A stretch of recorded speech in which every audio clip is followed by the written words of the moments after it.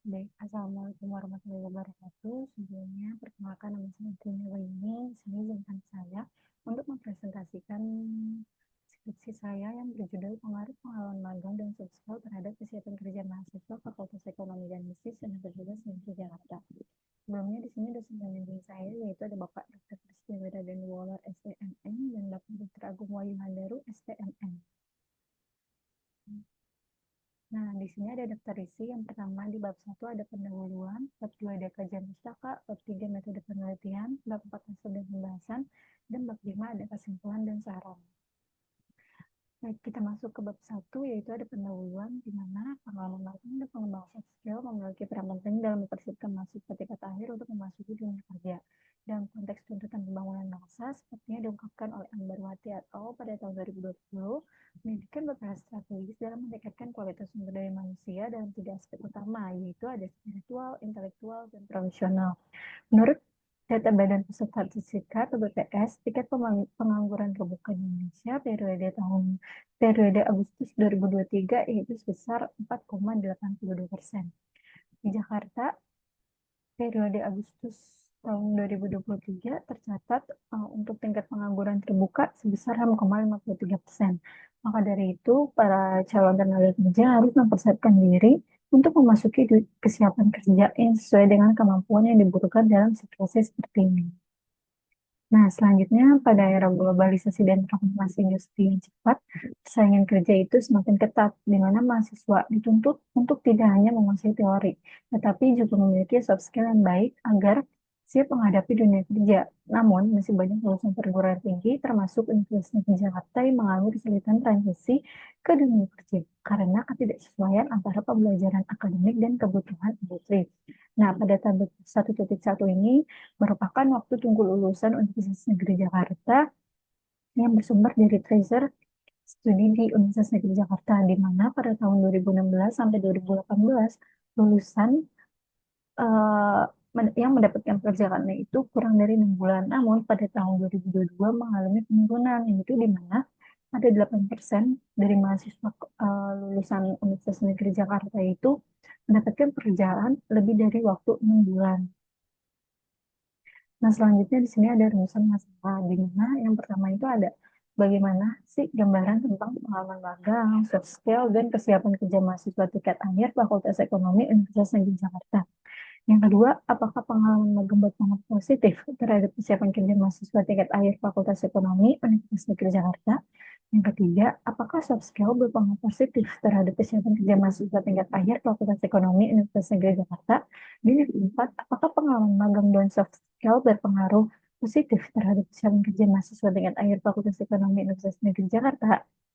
Nah, selanjutnya di sini ada tujuan dari peneliti, yaitu yang pertama, untuk mengetahui gambaran mengenai pengalaman magang, soft skill, dan kesiapan kerja mahasiswa tingkat akhir Fakultas Ekonomi Universitas Negeri Jakarta. Nah, yang kedua, untuk mengetahui dan menganalisis apa sih pengaruh pengalaman magang terhadap kesiapan kerja mahasiswa tingkat akhir Fakultas Ekonomi Universitas Negeri Jakarta. Dan yang ketiga, ada untuk mengetahui dan menganalisis soft skill terhadap kesiapan kerja mahasiswa tingkat akhir Fakultas Ekonomi Universitas Negeri Jakarta. Dan yang terakhir, untuk mengetahui dan menganalisis pengaruh pengalaman magang dan soft skill terhadap kesiapan kerja mahasiswa tingkat akhir Fakultas Ekonomi Universitas Negeri Jakarta. Selanjutnya di sini ada manfaat teoritis dan manfaat praktis. Untuk manfaat teoritisnya itu, penelitian ini diharapkan dapat memberikan kontribusi dalam pengembangan teori terkait pengalaman magang dan soft skill, serta dapat dijadikan referensi untuk penelitian selanjutnya.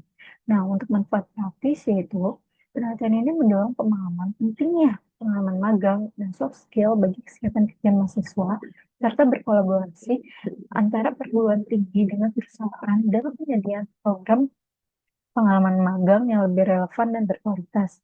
Nah, untuk yang selanjutnya ini, saya akan membahas mengenai kebaruan yang ada pada penelitian saya, yaitu penelitian itu menghadirkan kebaruan dengan membandingkan daya saing dan kesiapan kerja antara mahasiswa S1 Manajemen dengan D4 Pemasaran Digital. Nah, penelitian ini memberikan perspektif baru mengenai perbedaan kompetensi dan tantangan yang dihadapi masing-masing lulusan, serta pentingnya strategi dalam pengembangan keterampilan yang disesuaikan dengan kebutuhan pasar kerja yang dinamis. Oke, selanjutnya kita masuk ke bab 2, yaitu pada kajian pustaka. Nah, yang pertama ini ada teori pendukung. Untuk yang pertama ada kesiapan kerja. Kesiapan kerja menurut Lee dan Dharma Setiawan 2018 ialah kemampuan seseorang untuk melaksanakan kegiatan tertentu dalam hubungannya dengan pekerjaan mereka sesuai dengan target yang telah ditentukan.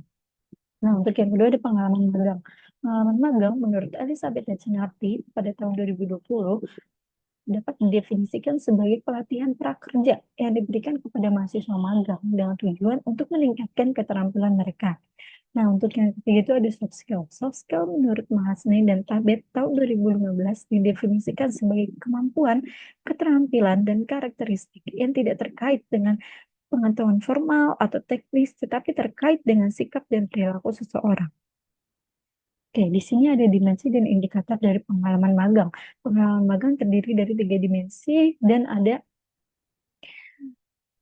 9 indikator. Nah, untuk dimensi pertama yaitu ada pengembangan keterampilan, di mana indikatornya itu ada pengembangan etika kerja, pengembangan keterampilan komunikasi, dan pengembangan keterampilan teknis. Nah, untuk dimensi pengalaman praktis terdapat 3 indikator, yaitu ada kemampuan dalam teknologi, mengaplikasikan teori akademis, dan kemampuan menyesuaikan diri. Nah, untuk dimensi yang ketiga yaitu ada memecahkan masalah, di mana indikatornya yaitu ada kemampuan menganalisis masalah, kemampuan membuat keputusan, dan kemampuan berpikir kreatif dan inovatif. Nah, selanjutnya di sini ada dimensi dan indikator dari soft skill, di mana dimensi dari teamwork skill, yaitu terdapat 3 indikator. Yang pertama ada kemampuan sama tim, mengkoordinasikan tim, memberikan kontribusi dalam tim. Untuk dimensi kedua yaitu ada komunikasi skill, terdapat 3 indikator, yaitu ada kemampuan berbicara di depan umum, kemampuan berbicara secara efektif, dan kemampuan presentasi. Nah, untuk dimensi yang ketiga itu ada literasi skill, di mana indikatornya itu ada kemampuan pengolahan data, kemampuan identifikasi ide, kemampuan dalam menginterpretasikan. Nah, untuk selanjutnya di sini ada dimensi dan indikator dari kesiapan kerja. Untuk dimensi yang pertama itu ada pengetahuan dan pemahaman, di mana indikatornya itu ada kemampuan untuk menghubungkan teori, yang kedua kemampuan mengelola waktu, dan yang ketiga kemampuan dalam menerapkan teori. Nah, untuk dimensi yang ketiga itu ada dimensi keterampilan. Yang pertama itu ada keterampilan interpersonal, kemampuan konseptual, dan yang ketiga ada keterampilan adaptasi. Nah, untuk dimensi yang ketiga itu ada tanggung jawab. Yang pertama, indikatornya itu ada kemampuan memenuhi standar kerja berkualitas. Yang kedua, ada kemampuan bertanggung jawab dalam melaksanakan tugas. Dan yang ketiga, kejujuran dalam bertindak. Nah, selanjutnya di sini ada kerangka penelitian. Oke, kita masuk ke bab 3, yaitu ada metode penelitian, di mana populasinya ini ada 229 orang. Ada 229 orang mahasiswa dengan prodi S1 Manajemen dan D4 Pemasaran Digital Fakultas Ekonomi dan Bisnis Universitas Negeri Jakarta.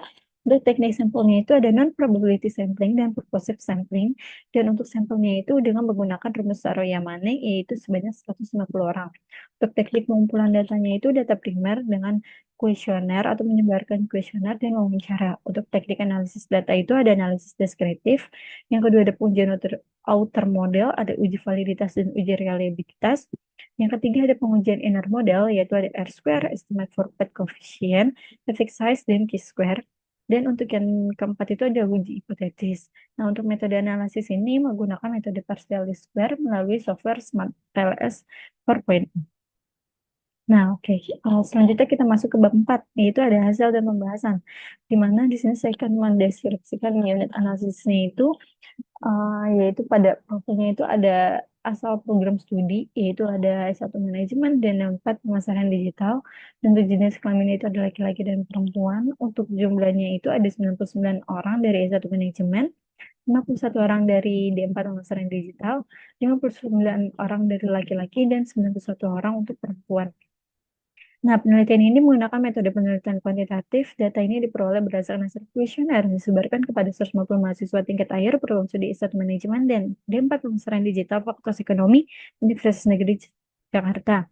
Nah, berdasarkan tabel di atas, mayoritas responden ini berasal dari program S1 Manajemen, yaitu sebanyak 99 orang atau 66%. Nah, selanjutnya di sini ada hasil dari pembahasan analisis deskriptif pada pengalaman magang.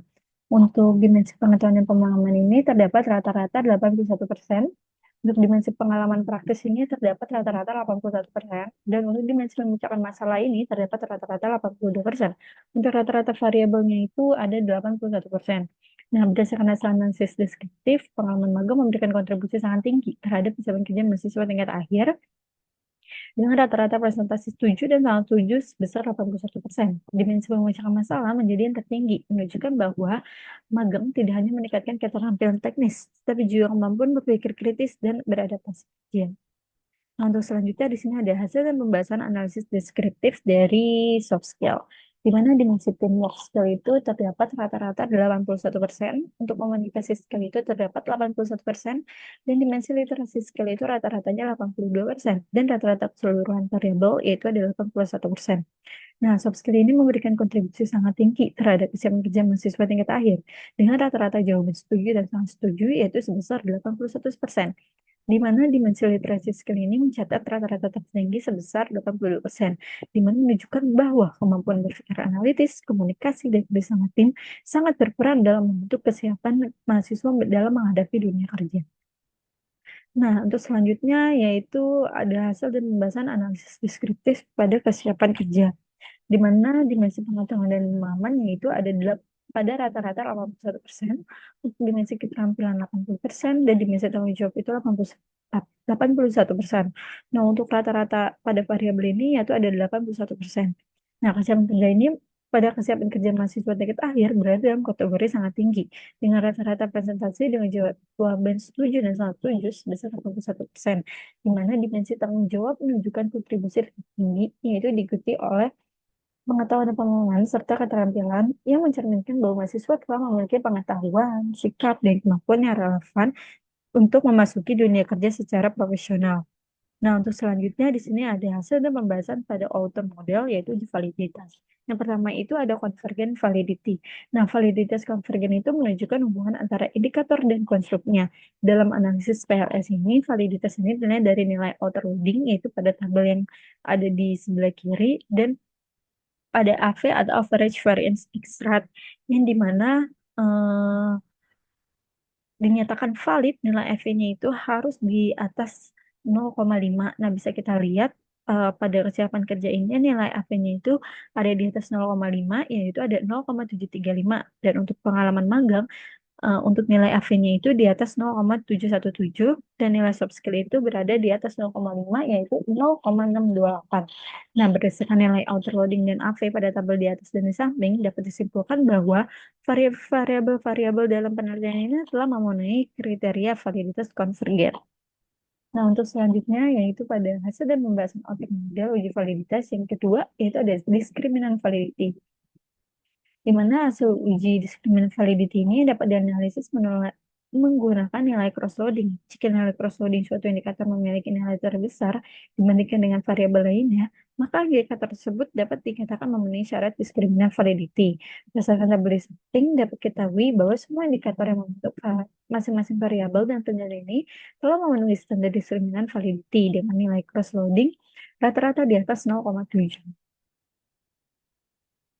Nah, untuk selanjutnya di sini ada hasil dari pembahasan outer model atau pada uji reliabilitas, yaitu nilai yang diperoleh untuk setiap variabel rata-rata di atas 0,75, bisa kita lihat pada tabel 4.8, di mana pengalaman magang pada Cobek Alpha dan composite reliability-nya itu ada di 0,950 dan 0,958. Nah, untuk soft skill ada di 0,926 dan 0,938. Untuk kesiapan kerja ada di 0,955 dan 0,962, di mana untuk nilai yang diperoleh itu ada di atas 0,75. Nah, hal ini menunjukkan bahwa semua variabel sudah memenuhi standar reliabilitas. Nah, untuk selanjutnya di sini ada pengujian inner model. Yang pertama itu ada koefisien determinasi atau R-square. Bisa kita lihat untuk berdasarkan tabel 4.9 ini, nilai S-square itu variabel kesiapan kerja sebesar 0,840, menunjukkan bahwa 84% variasi dalam kesiapan kerja dapat dijelaskan oleh variabel-variabel independen dalam model. Nah, untuk selanjutnya ada relevansi prediksi atau Q-square. Nah, berdasarkan nilai Q2 Jika sebesar 0,835 atau lebih besar daripada 0, model memiliki kemampuan produktif yang baik dan memenuhi kriteria goodness of fit, sehingga dapat dipercaya dalam menjelaskan dan memprediksi data secara akurat. Nah, berikut ini yaitu ada pengujian induk model, yaitu pada PET koefisien berdasarkan diagram jalur. Pada gambar di samping, pengalaman magang berpengaruh positif terhadap kesiapan kerja dengan koefisien sebesar 0,675, menunjukkan bahwa semakin relevan pengalaman, semakin tinggi kesiapan kerja. Sementara itu, pada soft skill juga berpengaruh positif dengan koefisien 0,269, menunjukkan bahwa kemampuan seperti komunikasi, kerjasama tim, dan problem solving berperan penting dalam mempersiapkan individu menghadapi dunia kerja. Nah, untuk selanjutnya di sini ada uji hipotesis. Untuk uji hipotesis ini kita lihat dari p-value-nya, apakah di atas 0,000, uh, apakah p-value-nya ini 0,00 atau kurang dari 0,05. Nah, pada p-value pengalaman magang terhadap kesiapan kerja itu ada di 0,000. Artinya, semakin relevan pengalaman magang mahasiswa, semakin tinggi kesiapan kerja mereka.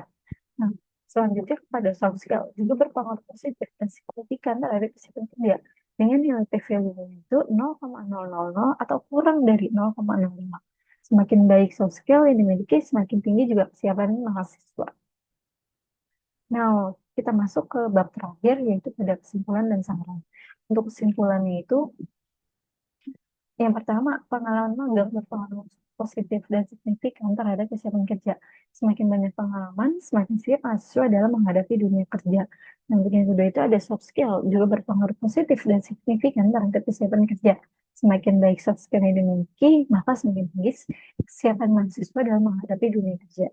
Yang terakhir yaitu ada pengalaman magang, soft skill, dan kesiapan kerja berada dalam kategori yang sangat tinggi. Pengalaman magang didukung oleh kemampuan problem solving dan pengalaman praktis. Soft skill ditopang oleh kemampuan literasi dan komunikasi, sedangkan kesiapan kerja diperkuat oleh pengetahuan, pemahaman, serta tanggung jawab. Selanjutnya di sini ada saran. Pertama itu pada variabel pengalaman magang untuk universitas itu yaitu untuk menjalin kerjasama dengan perusahaan yang memiliki program magang terstruktur dan relevan. Nah, untuk mahasiswa itu agar lebih aktif dalam situasi komunikasi selama pelaksanaan magang seperti rapat, presentasi, dan diskusi. Nah, untuk selanjutnya yaitu pada variabel soft skill untuk universitas yaitu agar mendorong mahasiswa untuk berdiskusi dan debat untuk melatih kemampuan berpikir dan menjawab pertanyaan dengan kritis. Nah, untuk mahasiswanya sendiri yaitu untuk aktif dalam berdiskusi, forum akademik, dan organisasi untuk mengasah keterampilan komunikasi. Dan untuk variabel kesiapan kerja universitas yaitu untuk melatih mahasiswa menyusun solusi dengan kerangka seperti SWOT, design thinking, dan 5W1H. Nah, untuk mahasiswa yaitu untuk memperluas wawasan dengan membaca literatur strategi pengambilan keputusan sesuai dengan bidangnya. Mungkin cukup sekian presentasi yang dapat saya sampaikan. Kurang lebihnya mohon maaf. Wassalamualaikum warahmatullahi wabarakatuh.